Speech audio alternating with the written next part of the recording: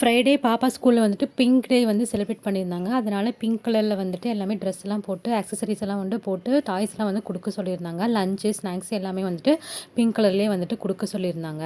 அதுக்கப்புறமா கலரிங் பண்ணுறதுக்கு ஒரு ஃப்ளமிங்கோ பேர்டு வந்துட்டு அவுட்லைன் மட்டும் வரைஞ்சிட்டு வர சொல்லியிருந்தாங்க. நான் தேர்ஸ்டே ஈவினிங்கே வந்துட்டு எல்லாமே வரைஞ்சி எடுத்து வச்சுட்டேன்.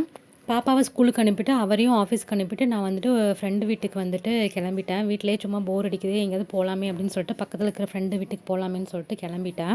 வருஷ கணக்காக ஆஃபீஸ் போயிட்டு இருந்ததுனால டெய்லியும் ஐலைனர் காஜல் வந்து போட்டுட்டு தான் போவேன். அது இல்லாமல் போனாலே ஏன் சோகமாக இருக்கீங்க அப்படின்னு கேட்டுருவாங்க. ஸோ ஐலைனரும் காஜலும் என்னோட ஒரு உறுப்பு மாதிரி ஆயிடுச்சு. அது இல்லாமல் வந்துட்டு நான் எங்கேயுமே போகிறதில்ல.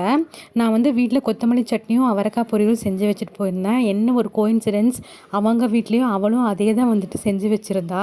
கூட இவ்வளோ சைட் டிஷ் வேறு சூப்பராக சாப்பிட்டாச்சு. அதுக்கப்புறம் அவங்க வீட்டில் பூனை நாயெல்லாம் வளர்த்துட்டு இருந்தாங்க. பூனை வந்துட்டு ஜாலியாக என் மேலே ஏறி உட்காந்து விளையாடிட்டு இருந்துச்சு. நாளைக்கு பார்க்கலாம். பாய்.